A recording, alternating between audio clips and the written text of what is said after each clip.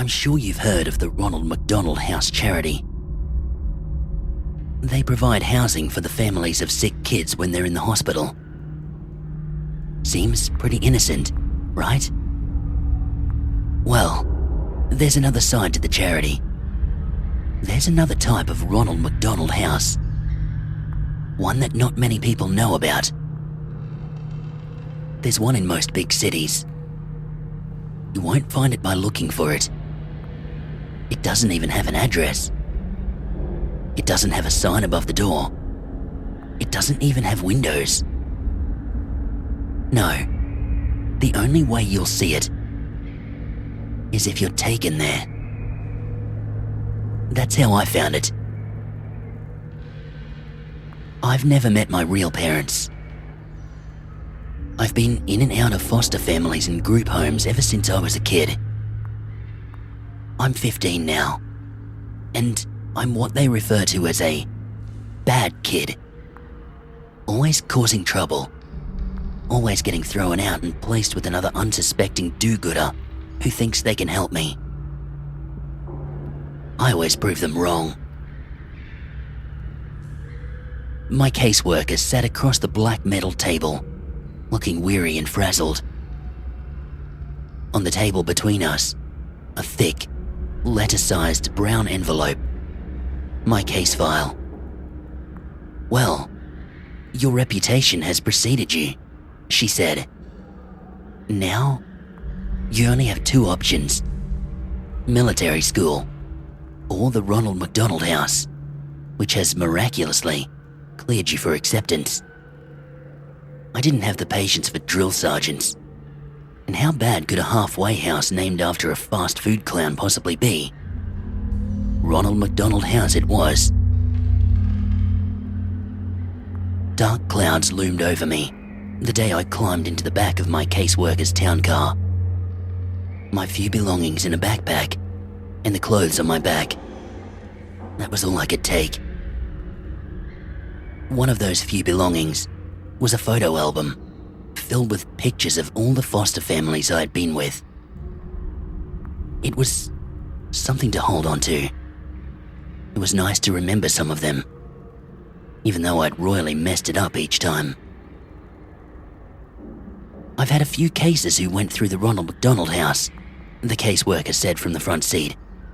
Things went so well for those kids, I never had to transfer them anywhere else. In fact, the house took over their case files and everything. We drove into downtown, past all the familiar landmarks. I had been thrown out of one foster home just outside of town because I'd snuck into the town with some neighbor kids to sneak into a dive bar. Good times. Well, here we are. The car came to a stop.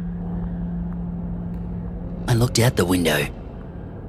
We were parked in front of a tall, grey, windowless building, sandwiched in between two other industrial buildings on a narrow city street.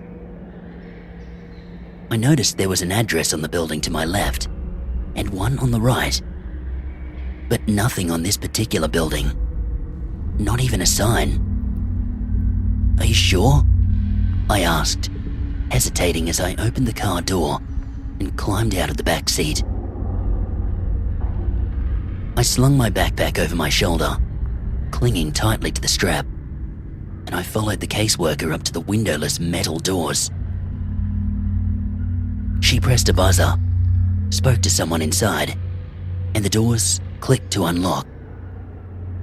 We walked in. As soon as the metal doors closed behind us, I noticed the pin-drop silence. It was the kind of silence that's so oppressive and empty, it almost deafens you. Across the dimly lit lobby, there was a glass window with someone inside. A secretary. She was turned away, typing something intently. We walked over to the window. The caseworker rang a bell on the counter, and the secretary spun around in her chair. Her face was painted like a clown. Like Ronald McDonald, in fact. She even had the short, curly red hair. Otherwise, she wore a typical white nurse's dress. I wanted to laugh at how bizarre it was, but I couldn't. A chill swept down my spine. Something was not right. I watched as the nurse and my caseworker interacted. Paperwork was passed through the window. The caseworker slid my case file under the glass as the nurse slid her some papers to sign. As my caseworker signed the papers, the nurse looked at me. Her smile should have been all warm and welcoming, but all I saw in her eyes was hunger. "I can't stay here," I stammered. "Take me to the military school, please." "What's the matter, sweetie?" the nurse asked, her voice muffled slightly by the glass. "Are you afraid of clowns?" I looked into those hungry eyes. Now, there was a malicious glint as she laughed.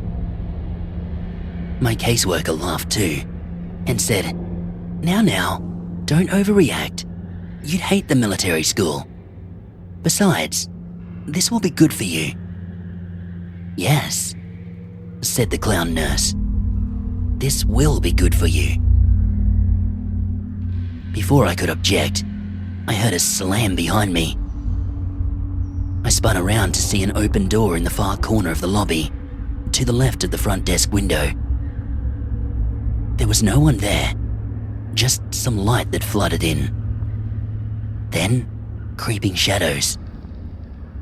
Shrill, echoing laughter and growing shadows along the wall inside the door.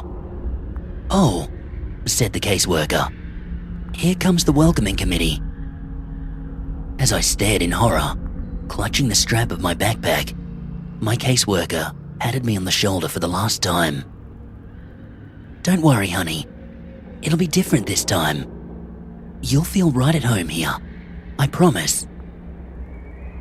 She turned to leave. I felt bile churning in my stomach. "No," I said desperately. "You can't leave me here."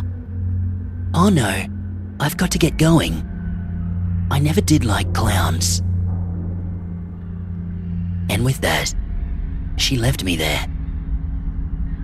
The metal doors slammed behind her, and I was alone. I faced the open doorway by the front desk again. The shadows had almost entered the room now, and the piercing laughter was filling the lobby with sound. I ran for the front doors. I pounded and yanked and pushed and screamed. Screamed for help. Screamed for my caseworker. Screamed for anyone. Please, God. I turned to see the nurse behind the glass smiling at me again. And then they entered. A whole group of laughing nurses with clown faces and that same red hair. Some were male, some female, but all of them had that same terrifying Ronald McDonald makeup. And in the dim light of the lobby, I could see the glint of metal tools in their hands. Bringing up the rear was a pair of clown nurses rolling a metal table, complete with restraints. "Get away from me," I screamed. I pounded at those metal doors again. "Let me out of here." They surrounded me, grabbed me as I thrashed and kicked and screamed, and I tried to tear myself away. They laughed as I kicked and squirmed. They slammed me onto that rolling table and strapped me down. I looked around wildly. I was surrounded. "Let me go," I screamed, twisting and turning, pulling at the restraints. They rolled me through the open doorway and down a seemingly endless white hallway. They laughed and laughed and laughed some more. They waved their shiny scalpels and razors and needles mere inches from my face, just to make me flinch, to make me scream. It made them laugh even harder. The last thing I remember, before one of them finally injected me, was the hands.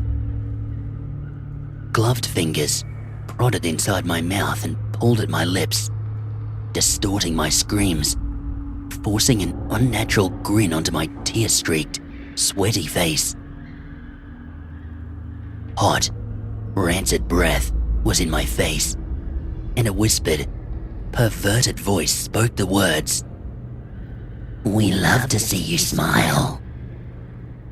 Then, as the maniacal laughter seemed to warp and wind down like a dying record player, everything faded to black. I opened my eyes and was blinded by bright lights above. Shielding my groggy gaze from the fluorescent bulbs, I turned onto my side and looked around. A cell. Tall, white walls, covered in scratch marks and stains. There was a small drain in the corner of my floor. My toilet, perhaps. A door with no windows. And on the floor by the door, my backpack. I tried to sit up. My body ached, and the moment I was upright, my vision started spinning. I wondered what they had drugged me with. I realized I was shivering. I looked down. I wasn't wearing my own clothes anymore. I was wearing a dirty, ripped hospital gown, bright yellow, with a pattern of Ronald McDonald's head all over. Nothing underneath. I heard faint, muffled sounds from somewhere in the building. It sounded like screams. I tried to stand, but I couldn't keep my balance. My vision was beginning to stabilize, but my body still felt like rubber. I sank to my knees, and I crawled over to my backpack. Before I got there, I tried to open the door. As expected, it was locked. I slumped onto the floor beside my backpack and unzipped it. All that remained inside was the photo album. They had taken my notebooks and pens and my cell phone. Of course they had. Wearily, I opened the photo album. Instead of the photos that had been in there, were ones of myself with my previous foster families. Photos where I had attempted to look happy and hopeful, even though I knew I wouldn't be there for long. Instead of those photos, there were crime scene photos everywhere. And in each one, I recognized one of my former foster families. Murdered. Covered in blood. My heart raced and my stomach churned. I began to turn the pages quicker. Each page, a new photo, a new family, new carnage. I recognized their faces and the insides of their homes. I had lived with these people, and now they were all dead. I came to the last few pages. There was a photo of a house at night, then the window of that house, then inside the house. A dark hallway with light coming from one doorway. Then a photo of my caseworker brushing her teeth in the bathroom mirror. Then a photo of her looking at the camera in horror. Then a photo of her dead. turned to the last page. Written inside the back cover of the photo album were 3 words. You never existed. I felt bile rising in my stomach. I threw that book to the ground, crawled over to that hole in the floor, and vomited. They were right.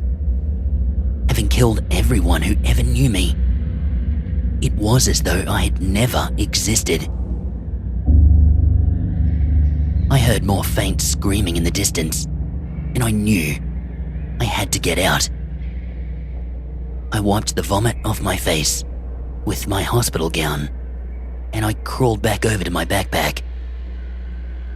Hopefully, they hadn't found my secret weapon. I unzipped the front pocket and reached down into the very bottom, my fingers scraping fabric. Sure enough, there they were, flush with the seams in the bag, nearly undetectable. The pins I used for picking locks.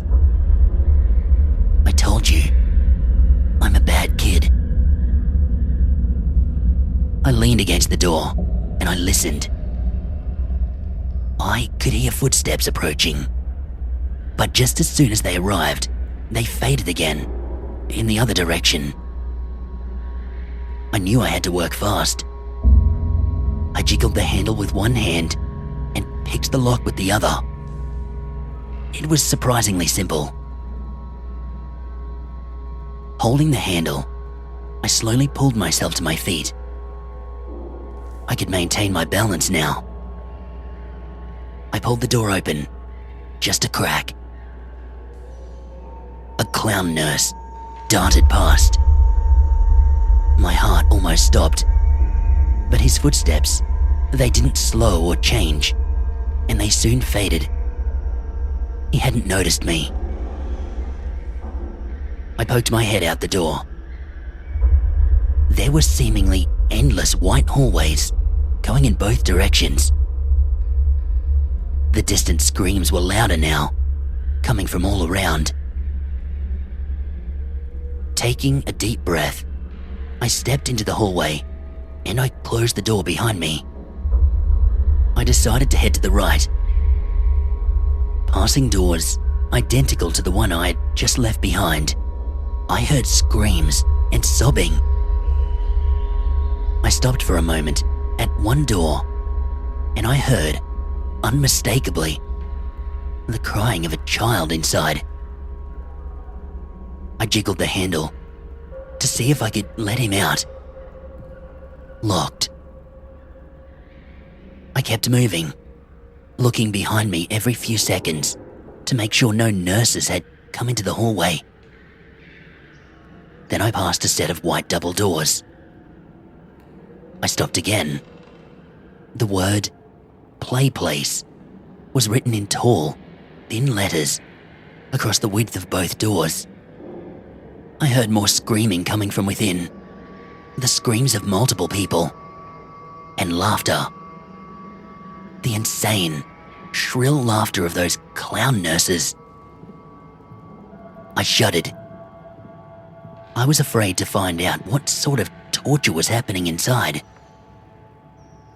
I knew I had to keep moving. I saw a door ahead with a stairway symbol, and I headed for it. As I opened the door, I glanced behind me and I saw 2 clown nurses emerging from that play place room. Their white nurse outfits, they were covered in the streaks of blood. Quickly, I shut myself into the stairwell, hoping they hadn't noticed me. The stairwell was dimly lit, with cement walls, rusty railings. I looked at the door I had just closed. There was a red number 5 on it. I must have been on the 5th floor. I decided I had to get to the ground level. Each of my footsteps echoed as I began to descend the stairs. I couldn't hear the screaming anymore.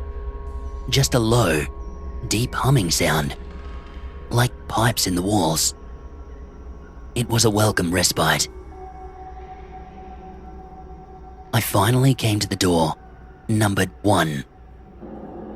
The staircase seemed to descend a few floors lower, but I stopped here and slowly peeked through the door. No more white hallways here. No clown nurses to be seen. So far, so good. I stepped through the door and I walked into the hallway. I noticed I couldn't hear any screaming on this floor, just the buzz of the fluorescent tube lights above me. I came to the end of the hallway and another set of double doors. A large red cross, the kind you'd see on a lifeguard stand or a first aid kit, was painted across the width of them. I pressed my ear to one door. All I heard was a slow, rhythmic pulse, like a machine at work, and, faintly, a beeping sound, like you'd hear in a hospital room. I knew I should not have opened that door. I knew this wasn't the exit, that I should keep looking, but I had to see. I turned the handle. It wasn't locked. I peeked inside. It was a cavernous white room. Fluorescent lights flickered and buzzed. I saw wires hanging all around. And, hanging from the ceiling, in rows, kids. Kids in hospital gowns like mine, attached to white wooden crosses affixed to the ceiling. Quite literally, crucified. They were silent, their heads drooping forward, their eyes either closed or staring at nothing. Some of them seemed to twitch a bit, but most were still. Their crosses swung back and forth, very lightly. And the hanging wires, they weren't wires. They were intravenous tubes attached to the kids' wrists. Tubes sucking out their blood. I almost vomited again, right then and there. In the very center of the room, amidst the rows of hanging crosses, I could see where the rhythmic pulsing sound came from. There was a huge steel cylinder, which seemed to be collecting the blood from all of the tangled tubes that dangled from the kids' wrists. I opened my mouth to scream, to cry out in anger maybe. All I could say was, "What the hell?" That was when the alarms began to sound, loud and piercing, like police sirens of hell. They must have realized I was missing. I shut the doors and I frantically glanced around the hallway to see if anyone was coming. No signs yet. I ran for the stairwell. As soon as I entered it, I heard laughter from above, echoing, reverberating. The clown nurses, they were coming. I stumbled down the stairs as fast as I could. I must have gone another 3 stories before I reached the basement. I found myself running through a dark, sewer-like hallway with small light bulbs overhead every 10 yards or so. The smell of decay and rotting flesh grew more and more pungent as I ran. The laughter continued behind me. I managed to glance over my shoulder and see a group of them running after me. I saw them come into the light, then become silhouettes again. Their smiling faces, gleaming knives and needles, pushing my adrenaline to the max. I ran past alcoves full of stacked, rotting corpses, but I could not stop. I couldn't think of anything except escape. I turned a corner and I found myself facing the metal rungs of a ladder in the wall. I climbed until my head smacked the ceiling. Below me, the shadows and laughter grew closer. Their footsteps slowed. They were close, and they knew it. I pushed at the ceiling above me, heaving upward, panting, screaming. The clowns were below me, laughing, waving their scalpels. Something cut my leg. I screamed, and I pushed one last time. The ceiling finally gave way as a manhole cover slammed into asphalt above. A circular opening. I climbed out and frantically pushed the cover back over the hole, blocking out the laughter, trapping the clown nurses below.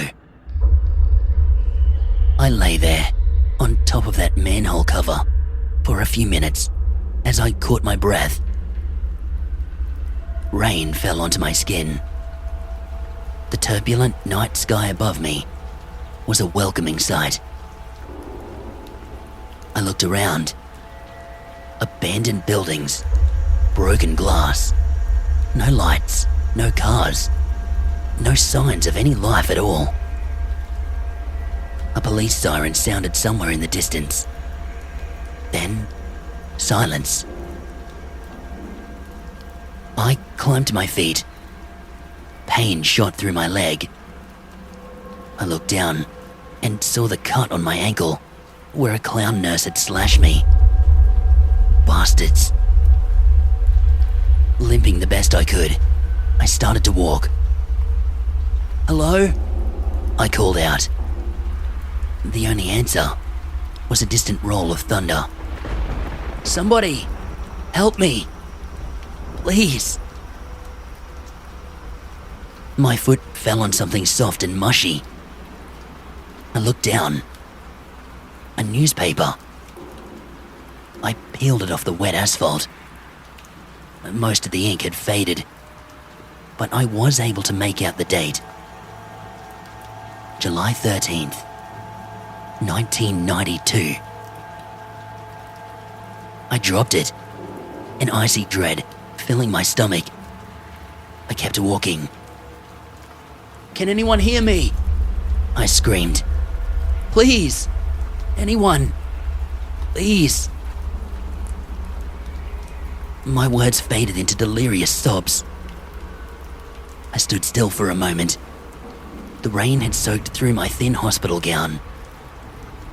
I shivered as the wind blew. Then I saw a light in the distance. It was a big yellow M in the sky. A McDonald's, of course. I limped towards it.